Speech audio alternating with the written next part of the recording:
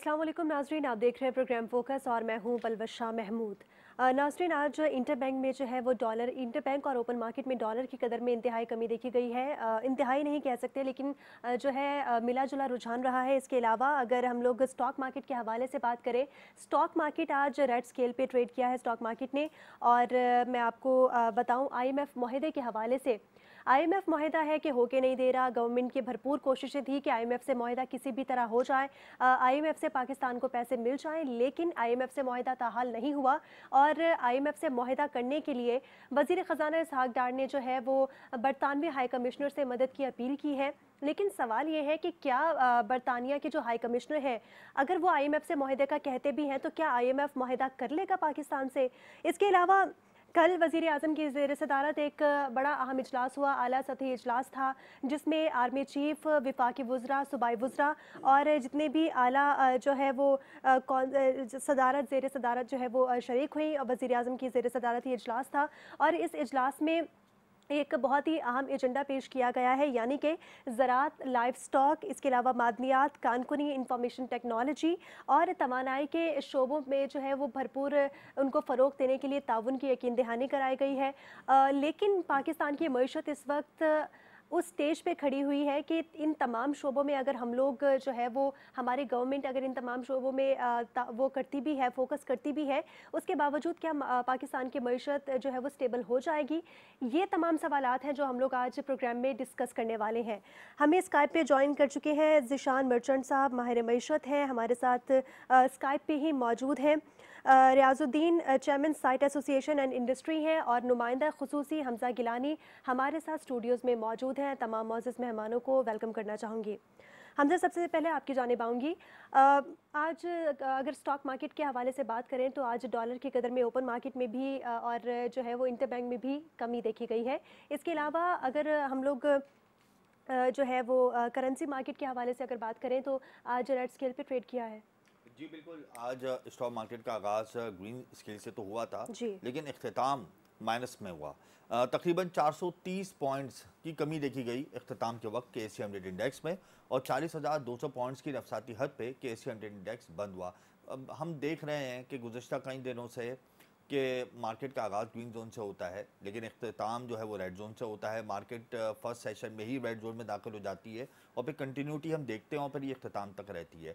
तो जाहिर सी बात है, जब IMF से मुज़ाकरात नहीं होंगे, हमारे मुल्क में इन्फ्लोज नहीं आएंगे, बहुत ज़्यादा सरमायाकारों का एतमाद टूट चुका है।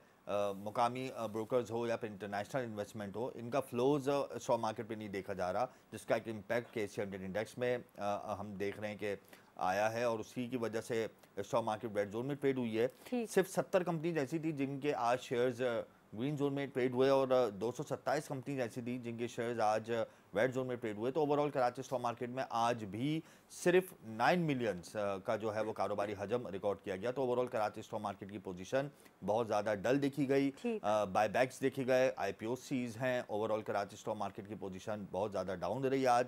सरमायाकारों ने इंतहाई मोहतात अंदाज में सरमायाकारी की। जाहिर सी बात है, मौची चैलेंजेस दिन ब दिन बढ़ते जा रहे हैं, उसका एक इम्पैक्ट कराची स्टॉक मार्केट में आ रहा है। क्लाइंटेल जो है वो जस्ट 38,000 की रह गई है, हमारी मार्केट की जो एक बहुत बड़ा सवालिया निशान है। तो ओवरऑल इस वक्त कराची स्टॉक मार्केट की पोजीशन इतनी ज़्यादा बेहतर नहीं थी। जैसे हम देख रहे हैं कि इस पूरे हफ्ते Karachi stock market red zone में ही बंद हुई है। आगाज़ भले ग्रीन जोन से हो जाता है, लेकिन इख्तिताम रेड जोन से होता है। गुज़श्ता हफ्ते भी हमने देखा था कि स्टॉक मार्केट में 650 पॉइंट्स की कमी हुई। आज हम देख रहे हैं कि इससे ज़्यादा की कमी हो गई, यानी इन 4 दिनों में अप्रॉक्सीमेटली 850-900 पॉइंट्स की कमी हमने देखी है ओवरऑल। तो कराची स्टॉक मार्केट का जो आगाज़ है वो ग्रीन जोन से हुआ, लेकिन इख्तिताम 430 पॉइंट्स की नफी से हुआ। अब अगर मैं बात करूं करेंसी मार्केट की, तो करेंसी मार्केट के अंदर इंटरबैंक के अंदर कमी देखी गई। इंटरबैंक 287 रुपये 22 पैसे से ट्रेड हुआ था और 286 रुपये 98 पैसे पे बंद हुआ। तो इंटरबैंक के अंदर हमने देखा कि 24 पैसे की मामूली कमी रिकॉर्ड की गई, लेकिन बहरहाल इंटरबैंक के अंदर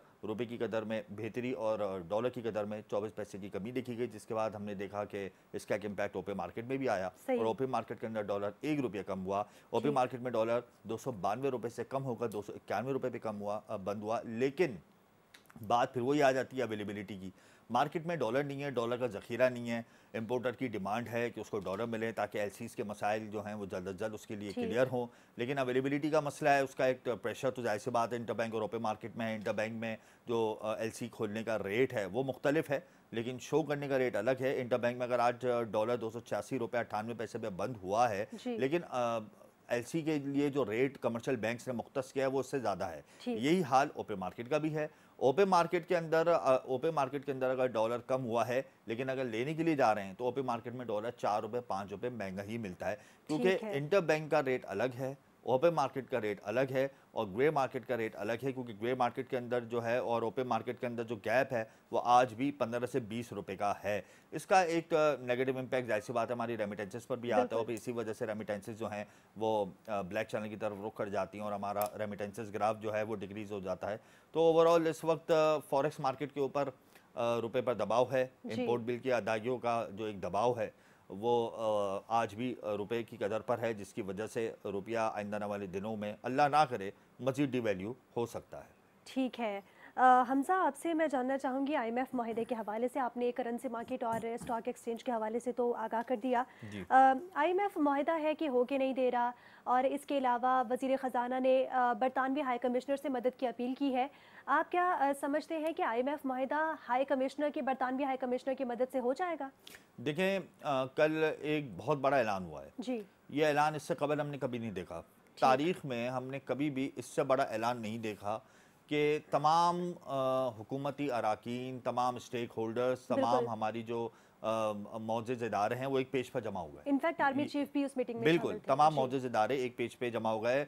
इवन ये कि आर्मी चीफ भी जो हैं वो खुद इसको लीड कर रहे हैं। ये एक बड़ी अच्छी बात है कि हम अपनी एक लाइन ड्रॉ करने जा रहे हैं। बिल्कुल ये एक बहुत अच्छा और एहसन कदम उठाया है हमारी हुकूमत ने, लेकिन ये होगा कैसे? यहाँ पे एक ये बड़ा मसला आता है कि ये होगा कैसे। ये बहुत पहले हो जाना चाहिए था, लेकिन बहरहाल हमने अभी ये इस प्लान का जो है हमने आगाज़ तो कर दिया, ऐलान तो कर दिया, एक अच्छी चीज़ है और हम अपनी लाइन ड्रॉ करेंगे। हमारे मुल्क में बेइंतहा वसाइल हैं, लेकिन मसाइल हमारे पैदा करदा हैं खुद साख्ता तौर पर, जिसकी वजह से हमारे वसाइल महदूद हो जाते हैं या फिर हम उनको सही तरीके से इस्तेमाल नहीं कर सकते। तो इसी वजह से हुकूमत ने ये कोशिश की है और तमाम इदारों ने कोशिश की है कि हम इस प्लान को मुतारिफ़ कराएँ। गालिबन यही प्लान बी है और इसी प्लान बी को अगर हम कंटिन्यू करेंगे तो हम सर्वाइव कर सकते हैं, लेकिन हम अकेले सर्वाइव अभी भी नहीं करेंगे।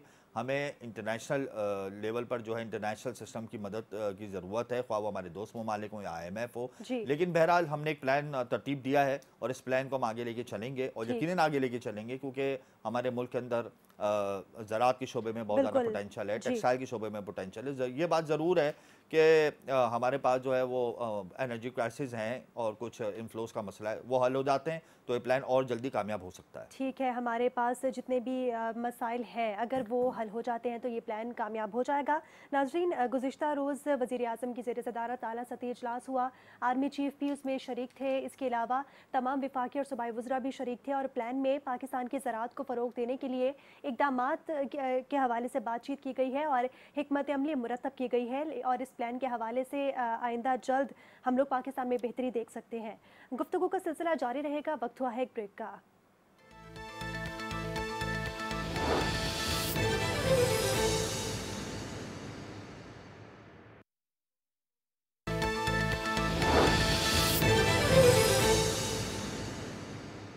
वेलकम बैक नाजरीन। पाकिस्तान की मौशी हालात के हवाले से गुफ्तगू जारी थी। कल एक प्लान जो है वो तरतीब दिया गया था जिसमें पाकिस्तान के जितने भी शोबे हैं उनमें उनके फ़रोग के लिए जो है वो इक़दामात करने का प्लान बनाया गया था, लेकिन ये प्लान किस हद तक कारआमद होगा ये जानना होगा और अब से कुछ दिन बाद पता चल भी जाएगा जब इन तमाम प्लान पे जो है वो काम शुरू होगा। हमारे साथ स्काइप पे मौजूद है ज़िशान मर्चेंट साहब, इसके अलावा रियाजुद्दीन साहब भी स्काइप पे हमारे साथ मौजूद है। ज़िशान साहब, आपकी जानिब आना चाहूँगी, बताइएगा पाकिस्तान को इस वक्त बहुत सारे चैलेंजेस दरपेश हैं, IMF से मुआहिदा हो नहीं रहा और इस तमाम तर सूरत हाल के बावजूद वज़ीर आज़म एक इजलास तलब करते हैं जिसमें आला सतही इजलास है, तमाम इदारों के सरबराहान शरीक करते हैं। आप क्या शिरकत करते हैं, आप क्या समझते हैं कि ये प्लान पाकिस्तान के लिए जो है वो कारआमद होगा? जी बिस्मिल्लाहिर्रहमानिर्रहीम। देखें, जैसे आपने बात की, इस वक्त के चैलेंजेस पाकिस्तान में बहुत ज़्यादा हैं, तो यकीनन इसमें कोई दो राय नहीं है कि हर फ्रंट पे पाकिस्तान को कोई ना कोई लड़ाई लड़नी है इस वक्त। चाहे वो रेवेन्यू कलेक्शन का हो, चाहे वो पॉलिटिकल इंस्टेबिलिटी हो, चाहे वो आने वाले वक्त में इलेक्शन हो, चाहे वो आईएमएफ के साथ बातचीत हो, चाहे वो फ्रेंडली कंट्रीज के साथ जो है फाइनेंसिंग के इश्यूज हो, इन सब महाज पे जो है इस वक्त हमें किसी न किसी तरीके से जो है एक जंग करनी है। ठीक। और वो हम जो इस वक्त कर नहीं पा रहे हैं, और उस जंग में हम कहीं कामयाब होते हैं और कहीं कामयाब नहीं हो पाते। इस वक्त आईएमएफ के साथ जो हमारा एक आउटस्टैंडिंग मैटर पड़ा हुआ है, जहाँ पे हमें एक नेक्स्ट ट्रांच मिलनी है लोन की, वो हमसे जो है रिसीव नहीं हो पा रही। इसकी वजह से बहुत सारे मसाइल जो हैं वो क्यूमुलेट होते चले जा रहे हैं, कि जो इस वक्त आप देखें कि आपके जो फ्रेंडली कंट्रीज़ हैं, उन्होंने भी आपको ये मैसेज दिया है कि जब तक आईएमएफ का प्रोग्राम आपके साथ नहीं होगा, जी। वो अपने फाइनेंसेस या अपने आपको मजीद मराहत नहीं देंगे। तो इस वक्त हम कैश 22 में हैं, क्योंकि फ्रेंडली कंट्रीज पे हमारा इन्हिसार है और उन्होंने आईएमएफ की तरफ रुख किया हुआ है, और आईएमएफ हमें फाइनेंस दे नहीं रहा। तो ये मसाइल तो बहुत ज़्यादा हैं। इन सब में जो कल एक हमने भी देखी कि एक मीटिंग हुई है जी। जिसमें सारे लोग शामिल थे। एक ठंडी हवा का झोंका ज़रूर लगता है, लेकिन क्या ये मुमकिन हो सकेगा या नहीं हो सकेगा? मैं आपको एक छोटी सी एग्जांपल देता हूँ। इसका सारा जो इन्हिसार है, इस पूरे जो इस प्राइम मिनिस्टर का जो इनिशिएटिव है या जो गवर्नमेंट का जो इनिशिएटिव है, इसका सारा इन्हिसार है कि पाकिस्तान में फॉरेन डायरेक्ट इन्वेस्टमेंट आए और ठीक। हम अपने वसाइल को जो है इम्प्रूव कर सकें, नौकरियां जनरेट हो सकें। मैं जी। आपको एक छोटी सी एग्जांपल देता हूँ कि अगर इस वक्त पाकिस्तान में किसी फॉरेन इन्वेस्टर को आना है, तो वो उसे बोर्ड ऑफ इन्वेस्टमेंट से रुजू करना पड़ता है, बोर्ड ऑफ इन्वेस्टमेंट से इजाज़त लेनी पड़ती है। बोर्ड ऑफ इन्वेस्टमेंट उसको उस वक्त इजाज़त देता है जब उसकी मिलिट्री क्लियरेंस, आईबी क्लियरेंस और बहुत सारी क्लियरेंसेस हो जाती हैं, जी। और उसकी रीपैट्रिएशन ऑफ डिविडेंड्स और रीपैट्रिएशन ऑफ प्रॉफिट्स एंड प्रिंसिपल, उसमें भी बहुत सारी कदगने लगी हुई हैं, सही। ऑलरेडी हैं। सही। ये सारी लेकिन चीज़ों को जिशान रखते साहब, हुए जब जिशान आपके साहब मुल्क में कंसिस्टेंट जिशान साहब, पॉलिसीज नहीं है। आपको जी। नहीं लगता कि अगर ये प्लान जो कल मुतारिफ कराया गया है बहुत अच्छा प्लान है, हम अपनी लाइन ड्रॉ करने जा रहे हैं, हमें करनी भी चाहिए, ये प्लान हमें बहुत पहले नहीं मुतारिफ करा देना चाहिए था कि हम अपने वसाइल को सामने रखते हुए खुद साख्ता तौर पर कोई स्ट्रेटजी बनाते, स्टेप्स उठाते, अपनी मीशत को बेहतर करते? बहुत ज़्यादा लेट नहीं हो गए हम? जी, वो कहते हैं ना कि पानी जब सर से गुजर जाए तो उसके बाद आप कुछ भी करें वो सूदमंद नहीं होता। जी। अलबत्ता हम आखिरी हिचकियां ले रहे हैं, और ये आखिरी हिचकियां लेते वक्त जो है ये प्लान मुतारिफ कराया गया है। अगर ये इन ट्रू स्पिरिट, अब इसमें देखें, मैं कल खबरों में ही सुन रहा था वेरियस चैनल्स पे कि ये इसमें प्राइम मिनिस्टर साहब हर दूसरे महीने जो है इसको रिव्यू करेंगे, और पहले क्वार्टरली करेंगे पर हर दूसरे महीने करेंगे। सवाल ये पैदा होता है, इस गवर्नमेंट की मुद्दत अब कितनी रह गई है? 12 अगस्त को जारी है अब सर, तो अभी आगे कोई हम अहमियत बातें नहीं सुन है। रहे हैं इलेक्शंस की, 12 अगस्त को तो वैसे जा रही है, तो इसका मतलब ये है कि जून का महीना तो खत्म हो चुका। बिल्कुल। अब एक जुलाई का महीना रह चुका है, रह गया है। तो इस जुलाई के महीने में आप क्या कर लेंगे कि जिससे पाकिस्तान की तकदीर बदल जाएगी? सवाल। लेकिन लेकिन अब जिशान साहब, मसला यहाँ ये है यहाँ कि एक बात और भी इससे है कि जी जिशान साहब, हमारी जेब में तो पैसे ही नहीं है। हमने इस बजट के अंदर जो टैक्स रेवेन्यू का हदफ रखा है वो 9,200 अरब रुपए रखा है नॉन टैक्स रेवेन्यू को, और अगर टैक्स जी रेवेन्यू को बिल्कुल। मैं मिला लूँ तो तकरीबन हमारे पास ये समझ लें कि 12,000 अरब रुपए हैं। यानी मैं इसको तसव्वुर कर लेता हूँ 12 रुपए, जी हाँ बिल्कुल। 12 रुपए में से हमने सूद की अदाइयाँ कर जी दी जी 7,303 अरब रुपए, यानी 7 रुपए तो हमारी जेब से चले गए। जी उसके बाद फिर हमने प्रोविंसेस को दे दिए, जी फिर हाँ। हमने अपने अखराजात पे रख लिए, फिर हमने अपनी ग्रांट और जो तनख्वाहें हैं ये सब देती, तो हम तो वैसे माइनस में चले जाएंगे।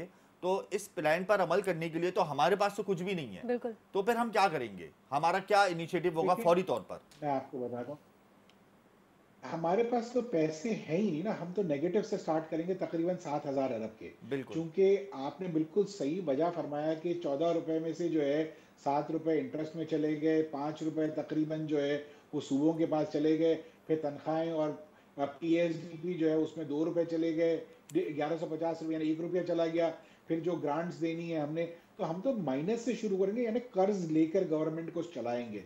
नंबर 1, जहां पे आप एक तरफ ये कर रहे हैं, दूसरी तरफ चेयरमैन सेनेट ने बड़े खामोशी से एक बिल पास करवा लिया जी। कि अब तो उनके घर वाले, खानदान वाले इंटरनेशनल ट्रिप भी प्लेन में जाएंगे जो पर्सनल प्लेन होगा उनको, जिसके लिए वो किसी भी फ्लाइट को चार्टर करेंगे या गवर्नमेंट वो प्लेन प्रोवाइड करेगी। लाइफ टाइम उनको वीवीआईपी सिक्योरिटी मिलेगी टैक्स पेयर के पैसे पे। लाइफ टाइम उनको 12 गार्ड्स मिलेंगे टैक्स पेयर के पैसे पे। ठीक। लाइफ टाइम उनको जो है ड्राइवर्स मिलेंगे टैक्स पेयर के पैसे पे। तो मेरे ख्याल से दुनिया की कोई बहुत सबसे ज्यादा अमीर मुल्कों में से हमारा शायद शुमार होता है, क्योंकि हम तो अपने प्रेजेंट और फॉर्मर सेनेट चेयरमैन को ये सारे जो है मराहत देना चाह रहे हैं। ये अलग बात है, कल टीवी पे कुछ लोगों ने आके क्लेरिफिकेशन दी इसकी जी कि ये जी लेंगे नहीं। ठीक। इसका मतलब है ले भी सकते हैं, ठीक है। अभी ठीक है नहीं लेंगे, हो सकता है ले लें।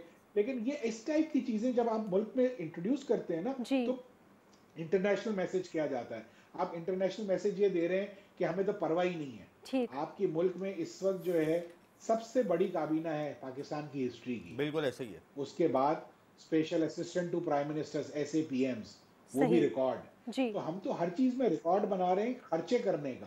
हम बिल्कुल खर्चे कम करने का तो कोई बिल्कुल, काम नहीं खर्चे कर कम रहे। नहीं कर रहे, हम पाकिस्तान में मईशत को मुसलसल यानी खर्चे बढ़ रहे हैं। इंटरेस्ट, एक मिनट में जी आपको एक चीज और मैं क्लियर कर दूं। जी इस वक्त हमारी जो इंटरेस्ट रेट है वो 21% है। बिल्कुल ऐसा ही ऑल है। टाइम हाई है। गवर्नमेंट इस बिल्कुल वक्त पाकिस्तान में जो कमर्शियल बैंक से सबसे बड़ी बोरोवर इस वक्त गवर्नमेंट ऑफ पाकिस्तान है कमर्शियल बैंक से। बिल्कुल ऐसे ही है। तो इसका मतलब है हम अपने पैरों पे नहीं, कुल्हाड़ी पे खुद जाके गिर रहे हैं बिल्कुल, कि एक तरफ इंटरेस्ट इंटरेस्ट रेट रेट इस बढ़ा वक्त दो, दूसरी तरफ इन्हीं पाकिस्तान कमर्शियल का बैंकों से लो। 21% हो ये चुका कैसे है। चलेगा? नहीं चल रियाजुद्दीन सकता। साहब, आपकी जानिब आना चाहूँगी। बताइएगा, कल अहम इजलास हुआ है, इसमें एक बड़ा अहम जो है वो प्लान तरतीब दिया गया है, जिसमें सनतों को जो है फ़रोग देने का काम जो है गवर्नमेंट ने ये सोचा है कि सनतों को फ़रोग दिया जाएगा, जिससे मईशत बेहतरी की जानिब गामज़न होगी।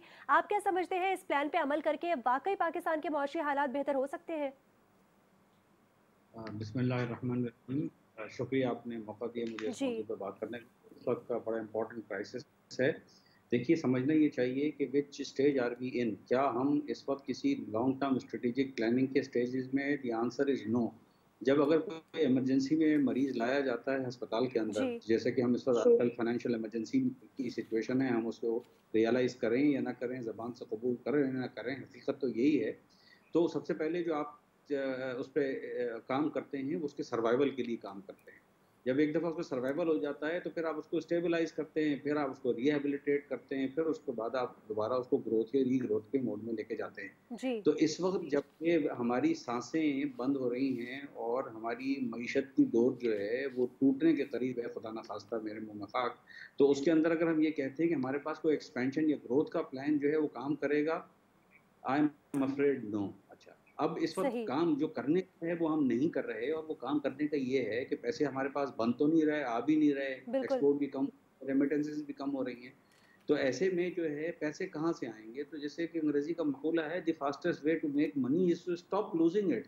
तो ठीक। जहाँ हम सबसे ज़्यादा लूज कर रहे हैं, वो सबसे बड़ा जो ब्लैक होल है वो हमारी खुद अपनी हुकूमत है। सही। और हमारे हुकूमती अखराजात में जो हुकूमत का साइज़ है वो अनबेयरेबल है। अगर हमारा जो रेवेन्यू, जैसे हमजा बता रहे थे, जी और ऐसा हकीकत है कि उन्होंने 9.5 ट्रिलियन 9.2 ट्रिलियन का टारगेट रखा है against actual collection of perhaps 6.8 trillion होगा।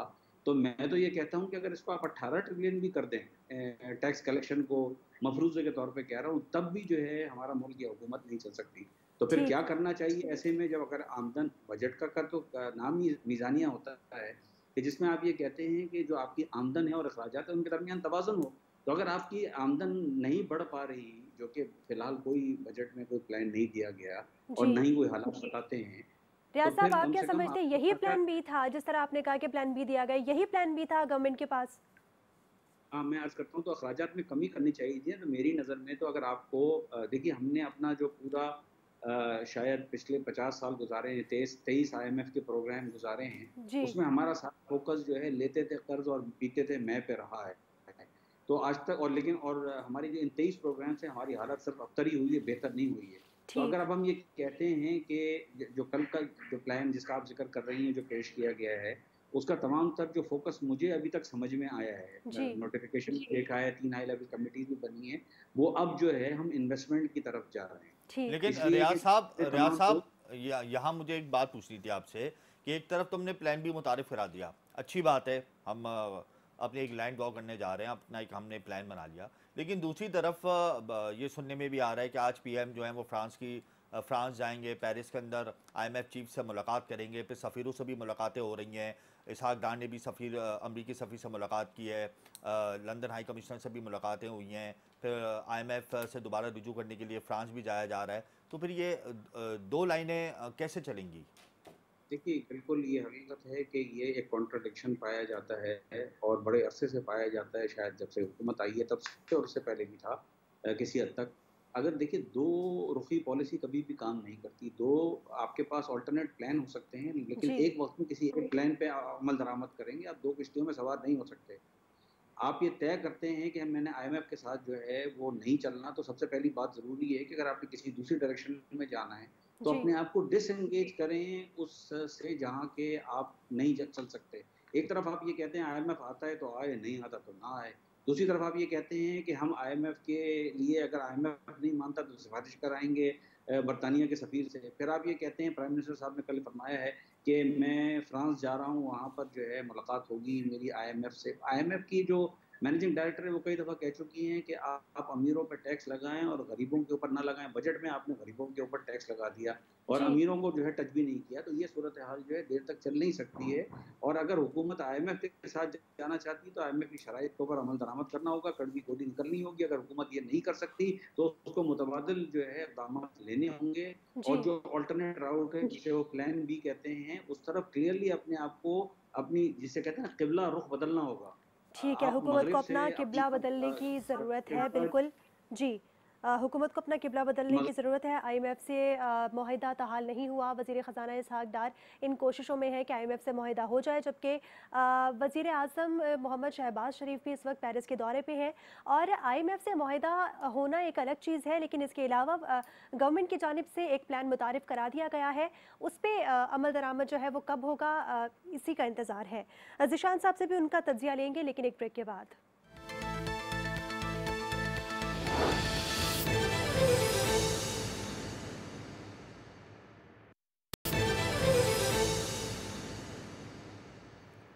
वेलकम बैक नाज़रीन।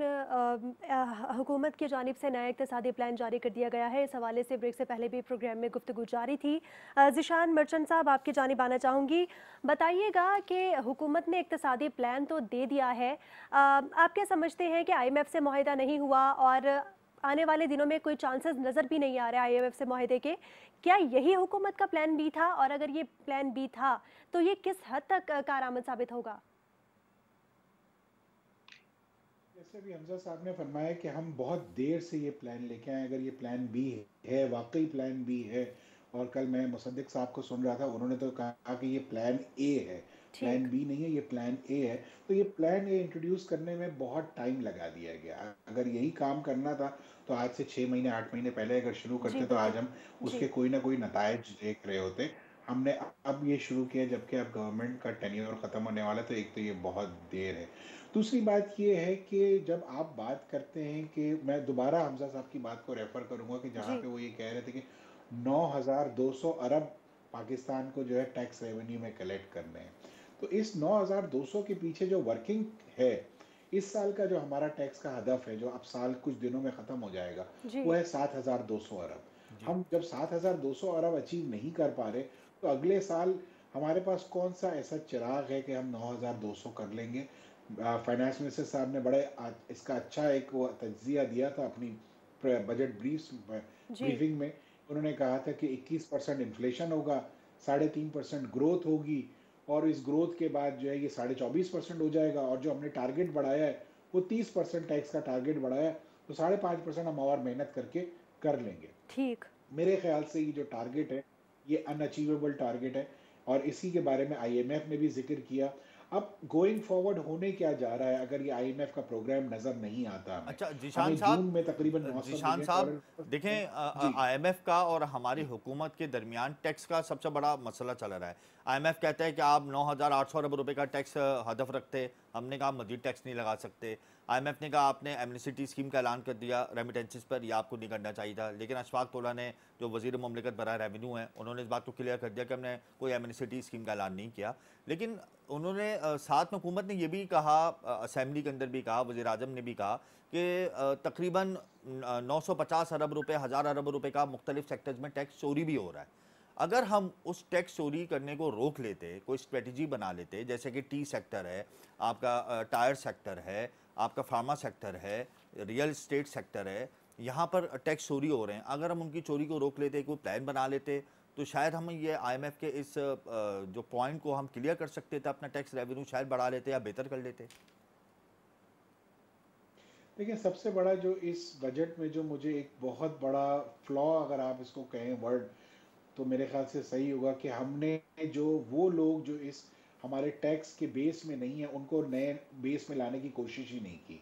जो आपका पूरा ट्रेड सेक्टर है, रिटेल सेक्टर जो है, वो आपके टैक्स में कोई भी कंट्रीब्यूशन नहीं करता, बड़ी मामूली सी कंट्रीब्यूशन है।